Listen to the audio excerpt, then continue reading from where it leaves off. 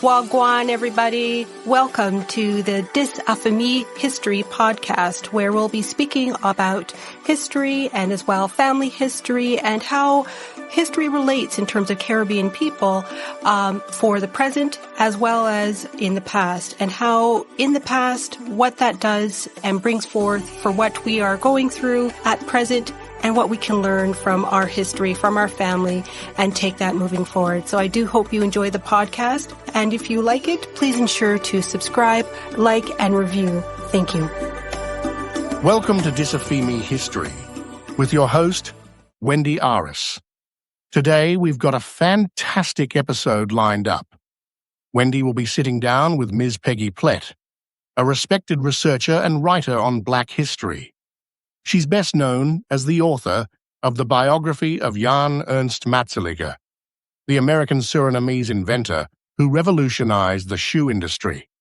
In this episode, they'll be diving into a topic that's both personal and powerful: how to research your Dutch Caribbean family history. So settle in, and let's get into the conversation. That you're able to come on to talk about the Dutch Caribbean family history research. And before we start, can I just have you just do a brief introduction of yourself? Yes, of course. Well, thank you for having me for this opportunity. My name is Peggy Plet. I was born in Suriname, South America. And as a teenager, my family moved to the Netherlands, and I lived there for quite a while, almost 30 years. And now Canada is home. And so I have been studying Black history, slavery for 32 years now. And it is important to me to do this work because it gives my life purpose. And so in the beginning, I was studying Surinamese history and my family history. But since I moved to Canada, it has become more local history. So I'm a local historian, still interested in Surinamese history. But so I translate whatever information I find about the local early Black residents here in Southern Ontario to walking tours. I'm the leader of a Black walking tour, local Black. So we'll go ahead and proceed. And so what inspired you to focus on Black history and Caribbean Dutch family history research? When I was in university, my thesis was on Brazilian enslaved women and resistance.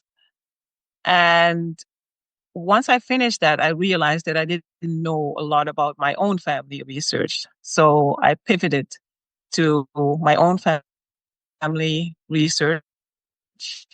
And since then, the focus has become Suriname and lately Canadian or North American history. And so it's the quest to into my own family history that inspired this. Oh, wonderful. Thank you so much for that. And would you be able to, I guess, what has been some of the biggest challenges you faced when researching Caribbean Dutch family history? When I first started, and I know I'm going to give my age away, when I first started, there was no such thing as internet. And so the challenge back then was you had to physically go to the archives.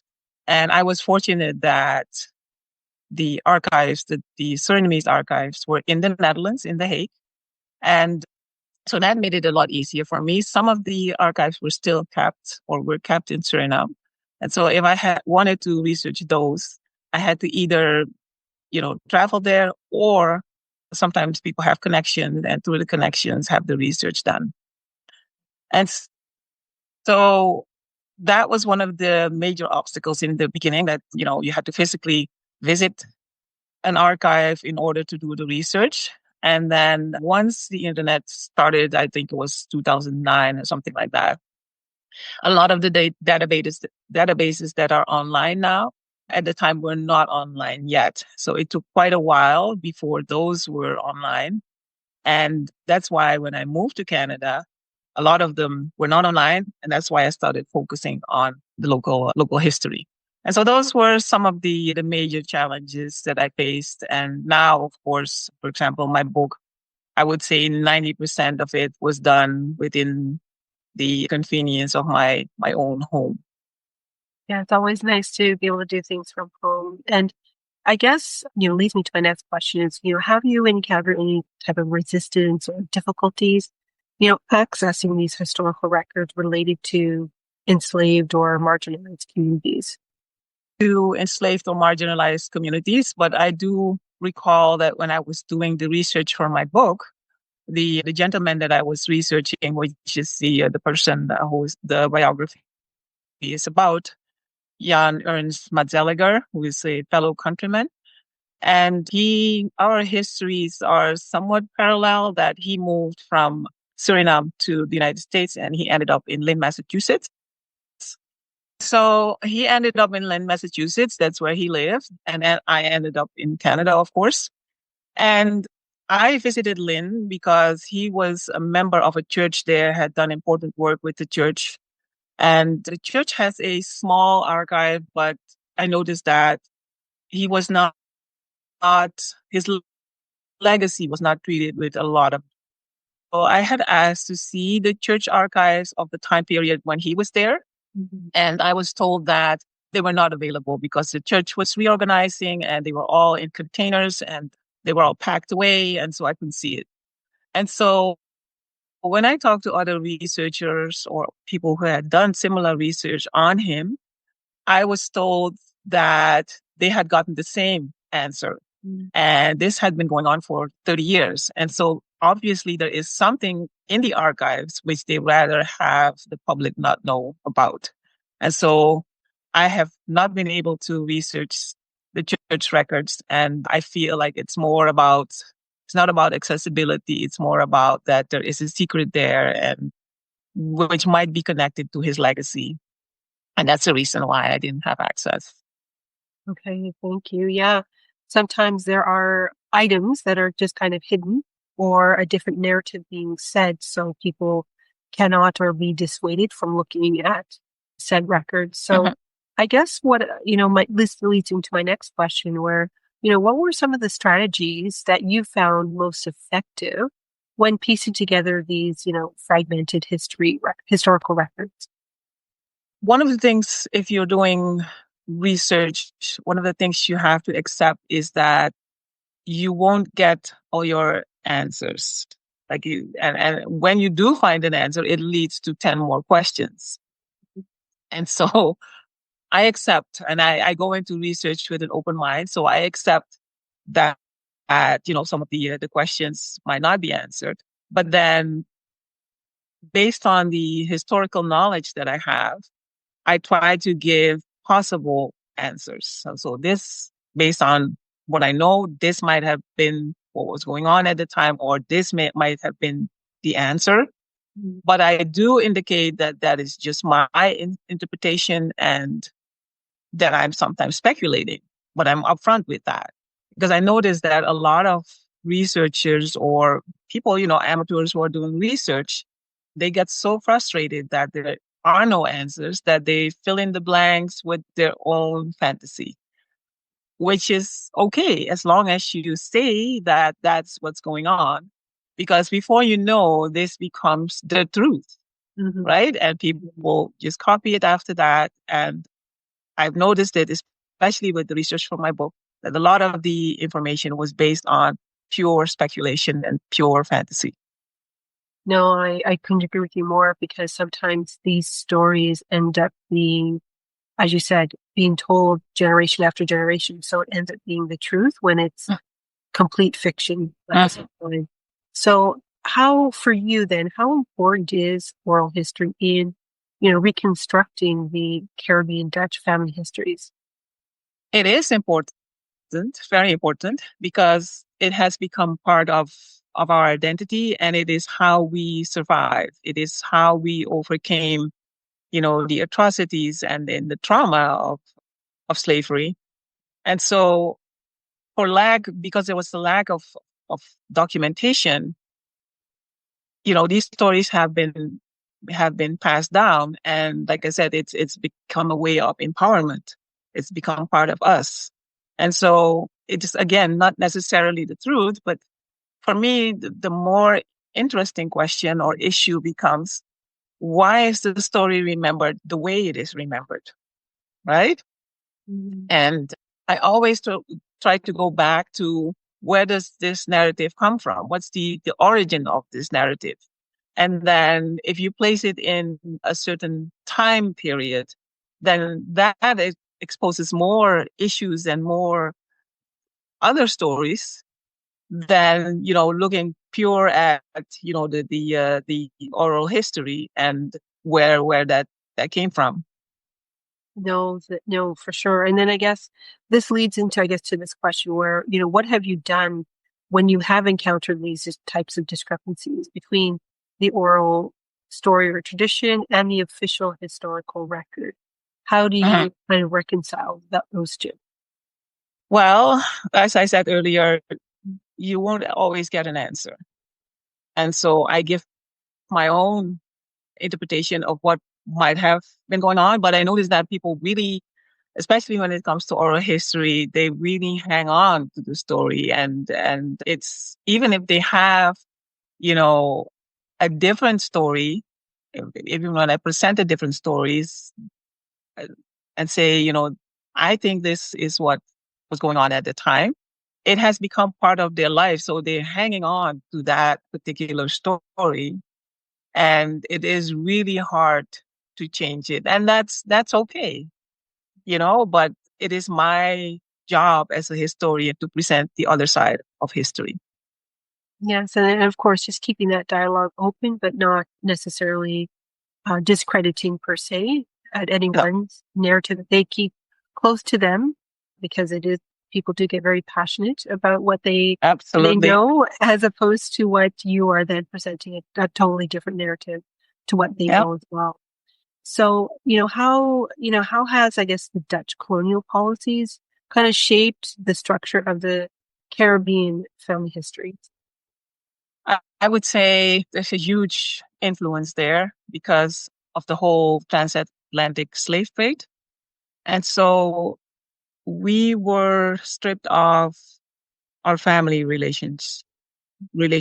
We were stripped of our identities. We were stripped of our names. And so enslaved people were sold and resold. And so that makes tracing familial relationships and ties very difficult. We were not allowed to even pick our own names after emancipation.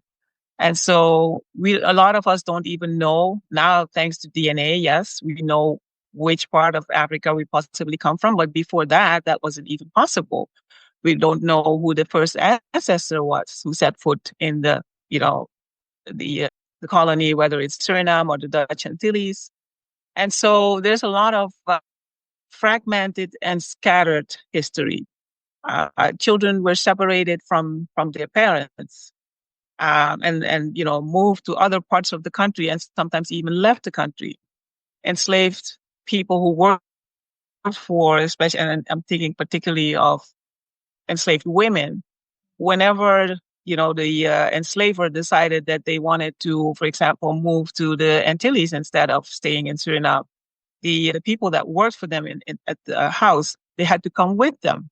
And so the history and the paper trails stops there, but it continued in another location. And so if you don't have the creativity to think of, because a lot of people assume like, okay, the trail stops here. I'm assuming my ancestor has died and there's no paperwork about that. While the life continues, for example, in Curacao or Aruba, but nobody has, the creativity to think, okay, let's look at, for example, passengers list and see if they might be among the passengers that went to another location, or even, continue the search in another location. And so to come back to your question, I think, the impact is huge if we, for example, also look at people of mixed ancestry. Like the Dutch ruled like any other colonizer. They ruled by divide and conquer. Mm-hmm. And so on the one hand, they detested people who were of mixed ancestry because they were the living proof of, the sexual abuse and sexual exploitation of Black women by white men. And so the offspring from sexual encounters, the people of mixed heritage, they were on the one hand seen as the weaker race, or that they were more thievish than, let's say, people who were of African descent. So a lot of bias and prejudice was connected to this particular group. But then on that, people who thought they reunited the best of both races or both ethnicities in them. And so fast forward, that has become colorism. That's what we see today, that people who were closer in skin color to the white race, they got the better jobs, the kids got the education, and so they had a head start compared to the rest. And so that's what I meant by divide and conquer, that's how the Dutch operated. And then after the abolition of slavery, what you see is that other groups were brought into the colony to take over the work on the plantations. And so people from India, from Indonesia, they were shipped to Suriname as contract laborers, basically not earning a whole lot more than, enslaved people were making after the abolition of slavery. And so again, these groups, I guess Suriname is considered a melting pot of these different cultures. And they would like to believe, or for the longest time, it was echoed that there was no racism. But there is such a thing as racism and prejudice compared, for example, if we look at the descendants of the Maroons, who are so-called 100%. So there you see the racism and prejudice towards people of African descent, and the Maroons are an example of that in Suriname. So there is, it's not as perfect as it's all has to do with the legacy of colonialism. Mm-hmm. No, I definitely agree in terms of those different themes, because they're still reflected today, but it just shows that whether it's colorism, whether it is other individuals coming into the country, those have left a mark that is still felt today. And, I guess then how do you see the legacy of colonialism reflected in the way family records were kept or not kept? See, the whole thing with slavery is that we were not meant to survive all this. And the records that are kept today were made not for us and not by us. And so because of the fact that we were denied access to education, we did not leave any written records behind. And so, like I said, for the longest time, there was this whole friction between Suriname and the Netherlands about the records that were about Suriname, but they were kept in the Netherlands. Now they are online, so everybody has access to them. But before that, it is ridiculous that you have the records that are about this colony and they are kept by the colonizer. And so, as I mentioned, there are hardly any records by our ancestors because, first of all, they couldn't read and write, so they didn't leave any written records behind.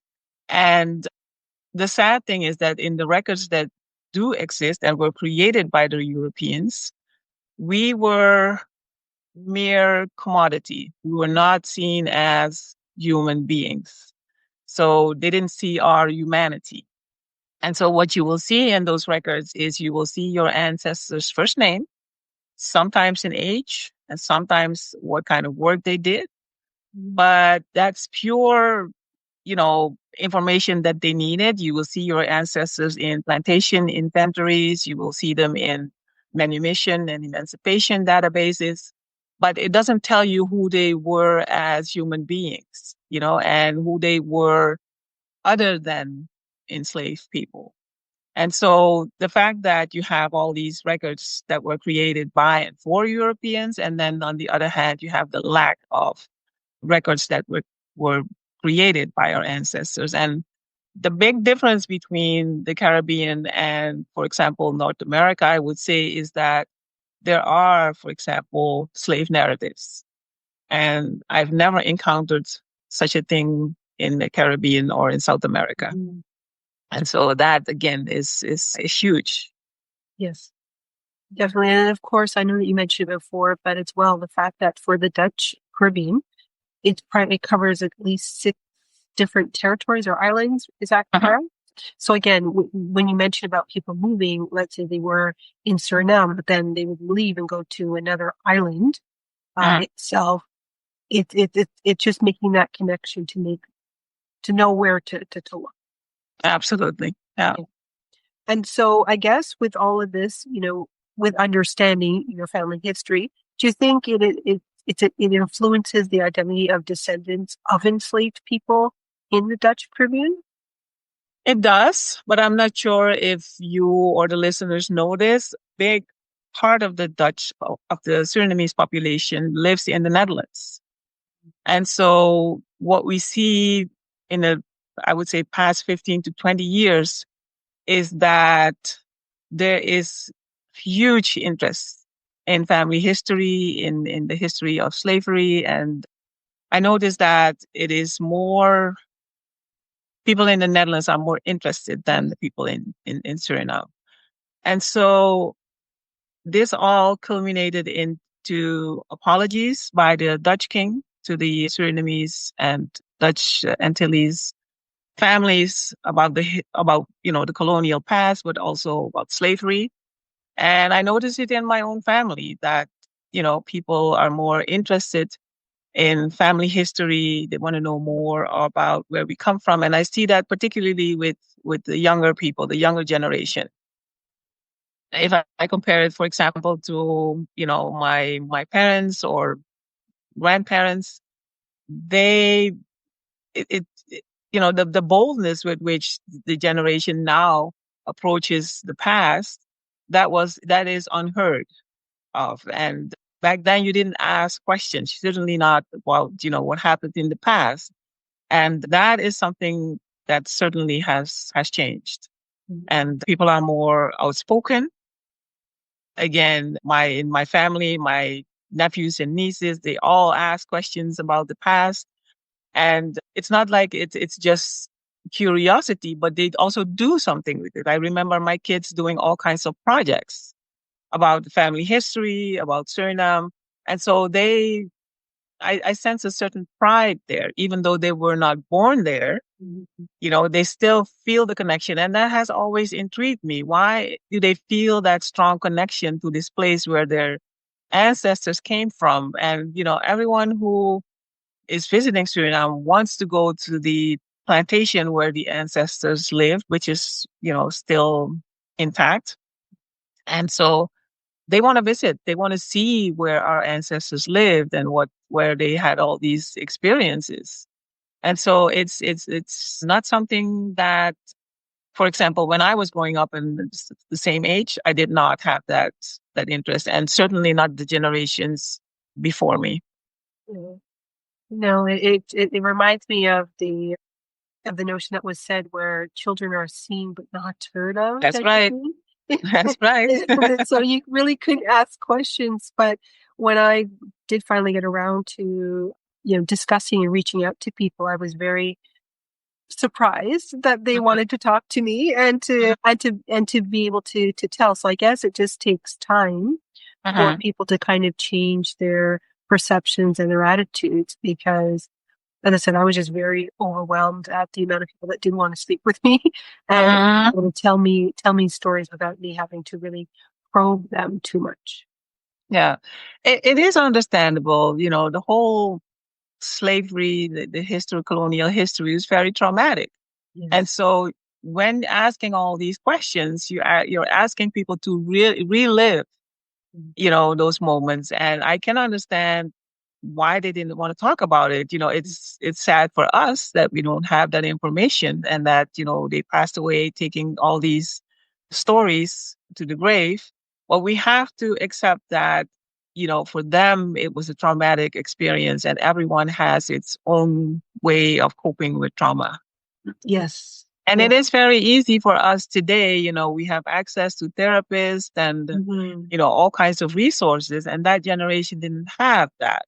So for them, once slavery was over, they were very much looking into the future. I see it in my own family so I'm only the third generation after slavery was abolished, after emancipation in Suriname. And so if I look at my family history, it's so different in the way I approach things and the questions that I'm asking now. And if I could, especially as a researcher, I would love to interview my great grandfather and my grandfather about past. Not that they would speak about it. I don't have the hope. Well, I'm hoping, of course, but I don't think they would talk about it. But yeah, a person can dream, right? No, absolutely, because it just opens up. If you were to have that conversation, another perspective, because you're saying that you are 3 generations away. Myself, I'm only 4 generations away on my maternal side, but on my paternal side, I'm 7 generations away. Okay. Right. So it definitely will give a different perspective of what they could potentially be saying. I know that just for talking just 1 generation away, that's just mind altering when you hear what they have to say and how they say it. It's just a totally different time. So just it leaves you with the possibilities of what could, what is going to be more, more of a takeaway for them that they want to be able to get across. So when for you, when you started, your research project into your family history, what were some of the archives or databases? I know you mentioned about in the Netherlands, but what were some of the databases that were most helpful for you in uncovering your Dutch family history? And I know we can probably go over some of the databases, but if you want to just start. So for me, almost every research journey starts with newspapers. And so Delver is one of the newspaper databases that I am using. So it's the next one. That one, yes. So my grandfather was a teacher. He was a music teacher. He worked at City Hall. He was a clerk at City Hall, and he was very involved in music.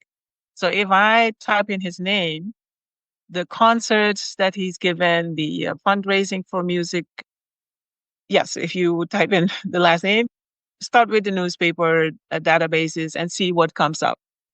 And then another database that it has always been useful to me, because the thing you have to discern when you're starting the research, were your ancestors freed by way of manumission, or were they freed in 1863 during the Emancipation Proclamation? And so once you have that information, then if they were freed by way of manumission, then you would go to the database Suriname freed slaves. Okay, so do you want me to? Okay, I'll go to. So it's the third one. Third one. Okay, perfect. Yeah. And then if you scroll down, then it says seek, and then if you type in there again, you won't find my ancestors there because they were freed in 1863. But if you type in, any other Surinamese last name, it could come up. Something general. So it doesn't let you type. I'm having trouble. It's my keyboard itself. If you scroll down, this one here. Yes. So this is a person who was freed, if you could go up, in 1862, according to this information. And so it will tell you the name they were given, the last name they were given, because that's also another thing. During slavery, we only had a first name, and then upon manumission or after emancipation, we got a last name. And so in this case, this gentleman will get the name Afting, and but you can see the name that was used during slavery as well, which is an interesting one. It's Troby, which translated from Surinamese, the Creole, is trouble. Oh. So that tells you, so the name can also is also part of the identity. So it can also tell you something about your ancestor. Mm-hmm. And so at the time, his manumission, his occupation was machinist. Mm-hmm. So I'm not sure exactly because, what kind of machine that would have been. Probably on a coffee or sugar plantation. It says that his date of birth was 1812. And then it tells you on what plantation this individual lived. So plantation Catarina Sofia. Mm. And so if you look at the information at the bottom, and then it's too bad it's all in Dutch, but it will tell you that he was the son of a mestiz woman. So this was a person of mixed ancestry, and that is probably the reason why he was freed. And it also says that he was freed because of loyal and good services to his master. Yeah. So if I click on this hyperlink, will it give me what it actually looks like? no, you go back to the beginning of the database. Yeah. So this is the information. Once you click on the individual, this is the information you will get. And so this can be used if you know that he became free in 1862. You take it back to the database with the newspapers and see what is announced there about, the moment he became free, or if you will find him after he was freed, for example, because he had his own business or because he got married after that. So will be interesting to see what happened to him after that. So again, this is my way of working. I look up the names in the newspaper database. If it's not there, I go to the National Archives at The Hague and look for in the databases of manumission or emancipation. And that usually, is a good, solid start to any research. If you want to look at, for example, this is where it comes up. Yeah. So something comes up with his name. Let's see what this is about. Okay, maybe scroll down a little bit because there should be another highlight. Oh, there it is. Yeah. Yes. Yeah. Yes. So this is exciting. This is his wedding announcement. Oh. Yeah. So 2 years after he was free, he was getting married. Oh, wonderful. Yeah. Yeah. Newspapers provide so much secondary information that it really, as I say, just flushes them out. So you get a much more robust picture of who they are. Wow, this is amazing. Yeah. And so for the person who is a descendant of this gentleman, they will see the name of, their ancestor, his name and his wife's name. And that is another branch in the family tree. Definitely. And I'll just go through just this other site here with the Suriname Heritage Guide. Yes. This one, I included it because it will give you more information about the plantations. So if you know where the plantation was located, you can look it up. For example, if you could please scroll down a little bit. Okay. And then if you do the 1, 2, 3, 4 from the bottom. So if you look at the second box. Okay. Yep. And then the fourth from the paracrete. This one here? Yeah. Okay. And then open the folder. So this will give you all the plantations that were at this particular river. Okay. And so my family was from, could you scroll back up a little bit? From La Prosperité. So it's the 1, 2, 3, 4, 5, 6. Oh, here, yes. Yep. Actually, the one above that one is where my dad was from. Okay. So this one shows you the plantation. It will give you the name that was used by the colonizer, but also the name that was used by the enslaved people. It tells you the location, and again, it's because of the river. And then at the bottom, it tells you the history the history of the plantation, and so who the various owners were. And this information can be helpful if you're looking, let's say, you want to know where your ancestor was at a certain time. You can look at what was going on at the plantation at the time.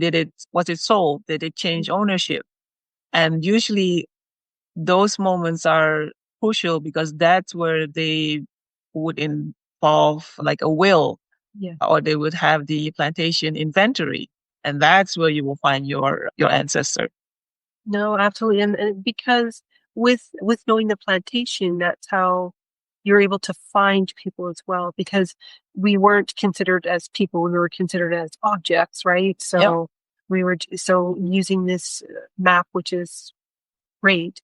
And I guess here, this section that we're looking at, it says who was emancipated in 1863. Is that actually no? It tells you about, and that's the frustrating thing about the whole emancipation situation is that this particularly talks about who the owners were at the time and how they were compensated for their loss. Oh, wow. And so it will tell you and these people were all in the Netherlands. Mm-hmm. And so, for example, Maria Rebecca Janssen Sluiters, she was 1/6 owner of this plantation. And so the rest the people below her are all family members there. So they all had 1/6 share in this plantation. And it tells you also what kind of plantation it was. It was a timber plantation. And the other interesting piece of information is that because these families that became free after 1863, and the plantation name started with a P, but also the river where it was situated started with a P. That's how they picked the last name. So every family that was present in 1863 got a last name that started with P. And to this day, we know exactly if you meet a Surinamese person, they tell you their last name, you often can conclude where they were from, which plantation they were from. And so basically all these people, the surnames Paroon, yes, that's the information I was referring to. Piter, Pengel, Parodi, Pirau, Plet, they were all from the same plantation. That's quite detailed information. It is. And this is about the ancestors. So what happened after emancipation, I think it was 20 years after, the descendants of the enslaved people, and some of them were still people who had been enslaved on this plantation, they bought the plantation from the government. And so this is a monument on the plantation. It is still there. I've seen it last year when I was visiting. And it has the names of the elders who purchased the plantation. And so they also have a message for the descendants. And they ask to remember the elders and those who you have learned from, those who have taught you how to work. And the other message is to love one another. Wow. Beautiful. Yeah. Really beautiful message. And then I take it this is just more history of. Yeah. So 1906, there was a railway. And then it talks about the situation in 2005. And so now it is considered a small village, but it is a formal plantation, and it tells you. And so this is what it looks like right now. We have like the waterfront, and there is a small church, there is a school, and these are the sources that they use the resources they use to make this page. Wow. That's quite detailed, because I know with the British looking through those records, this would be different sites. You could have to you would have to go through to get all of this, capture all of this information. Uh-huh. This is quite detailed. Wow. It is. Thank you. You're very welcome. So So you could either access the information on, slavery, the slavery databases or the manumission databases. You could also access this via the National Archives in Suriname, but it's basically the same information, the same websites and databases that they're sharing. And the National Archives in Suriname has some more information on, I guess, history after the Dutch left. Mm-hmm. No, and I'll put these links in the show notes so people can be able to get to them. And so I guess because a lot of this is all the databases is digitized, how do you see digitization impacting the access to the Caribbean Dutch historical records? Oh, it makes it a lot easier. Like I said earlier, you could do the research 24/7 from your home. And you just have to be interested and enthusiastic to do this research. And the sad thing is a lot of people are not there yet. They're not interested because they're afraid of what it will stir up. But digitization, as I mentioned earlier during this interview, that for me it was big. Were it not for digitization, I would not have been able to write the book or do the work that I'm doing right now. Yeah, no, absolutely. And I guess for you, what story or finding has had the most emotional impact on you? Oh boy, that was a story that I found in the criminal records, and that one I have several drafts of the story, but I've never published it because I feel like I haven't found the way to share the story yet. And it's been a good 20 years since I last looked at this story, but I carry it with me. And it was the sexual assault and physical abuse of a young enslaved woman in front of the entire community. And so the crime she had committed is that, first of all, when she used to run away a lot, but this was someone who had a young infant. So I'm speculating here that she left to go and feed her child, or just, that she needed a physical break.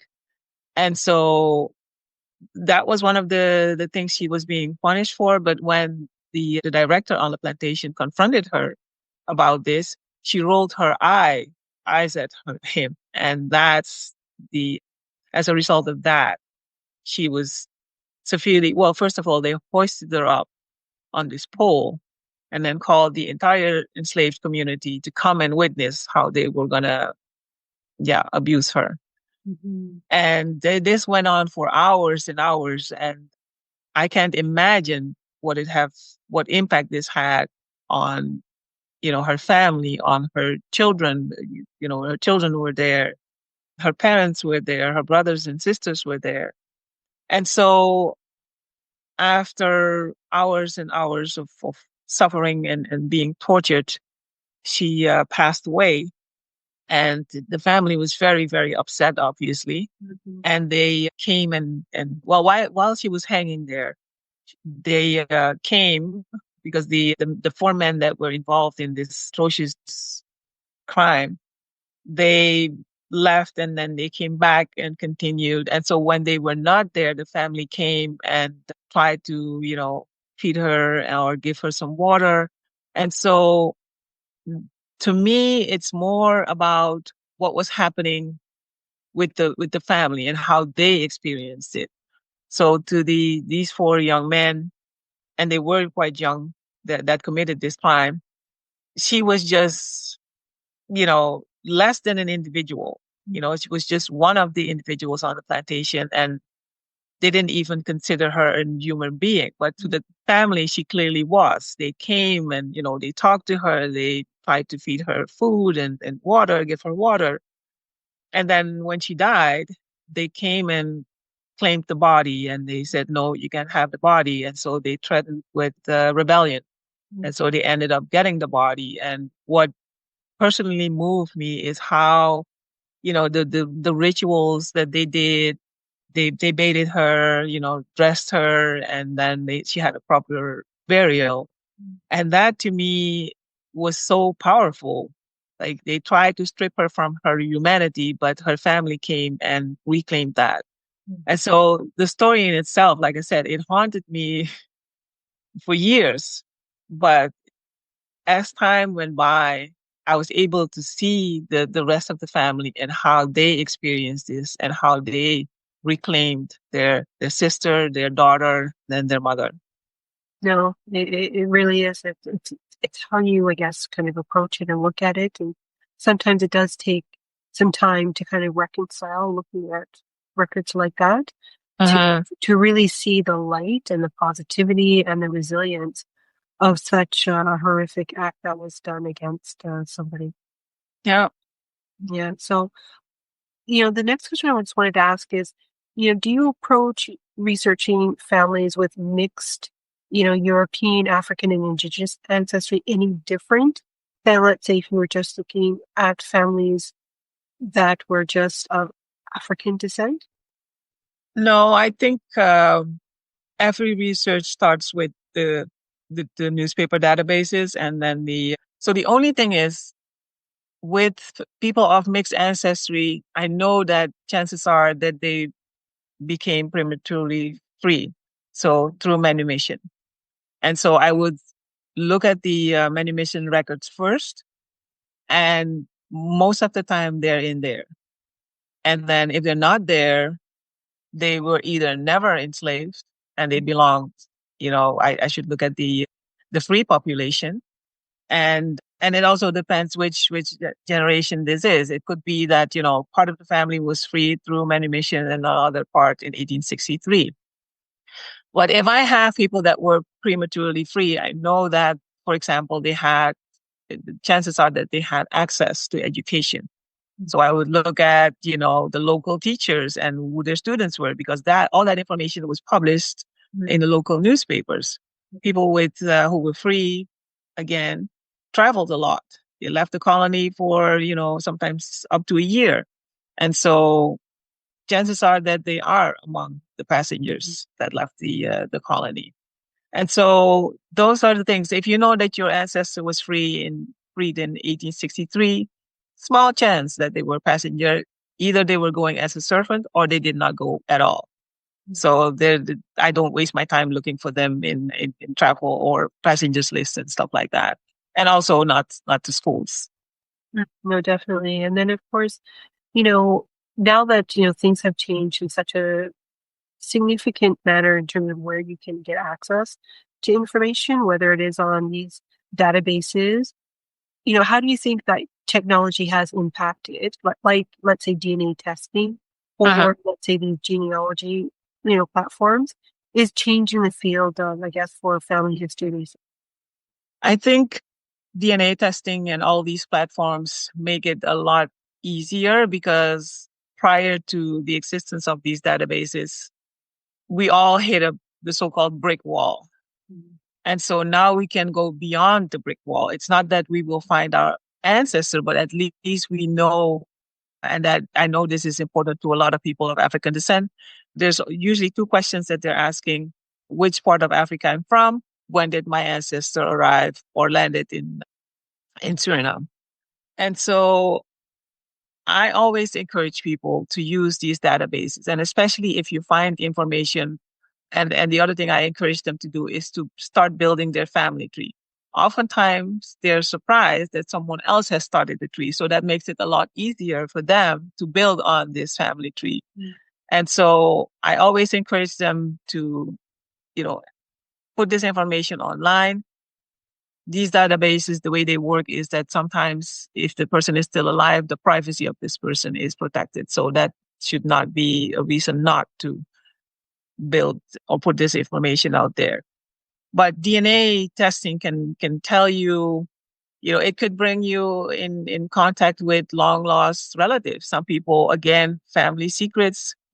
People were separated, adopted, and through DNA testing, sometimes people find surprises in their family trees. No, definitely. And, as we close this discussion, which has been rather robust and rather, a lot of information, but very, very good. What would you, to say to anybody in terms of whether just to, I guess, for encouragement, when you're doing family history research, what would you to say to anybody? I would say keep an open mind and don't go in assuming things, and be patient. It takes years sometimes to find a piece of information. And again, part of this journey is that not all questions have an answer. And as I said before, for every answer you get 10 questions in return. The other thing is, if people are considering starting family research, start in your own small circle. So interview parents, grandparents, and the thing with genealogy is that you work back. And so try to go as far as possible. Ask if there are, birth certificates or marriage licenses and wedding certificates, baptismal records, if you know which denomination they were part of. There are databases, at least for Suriname, with that information online. Ask if your ancestors have ever moved. Are there oral history is another big one. What are the stories about, our family? How did we come here? Were we here at the time of the end of slavery? Again, passengers lists, that information that can also be found online. And then lastly, we talked about this already, DNA testing, but that I would say is, one of the last things. And I know it's funny because a lot of people from Suriname, there is this myth that we all came from Ghana. And when I did my testing, it was Nigeria, Togo, and Benin. And so again, go with an open mind, because I know someone who has done their grandson's DNA testing and it came back 90% Nigerian. And he was like, no, because everyone in Suriname is from Ghana. Like, no, that's not how it works. And he's like, well, I'm pretty sure the DNA testing gets it wrong.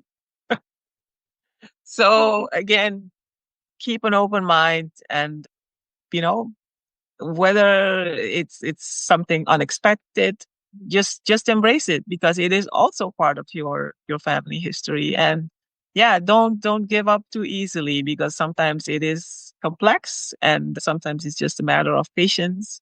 Because while there is a lot out there, they still keep adding every day, every week, every year. So keep going back and search for information.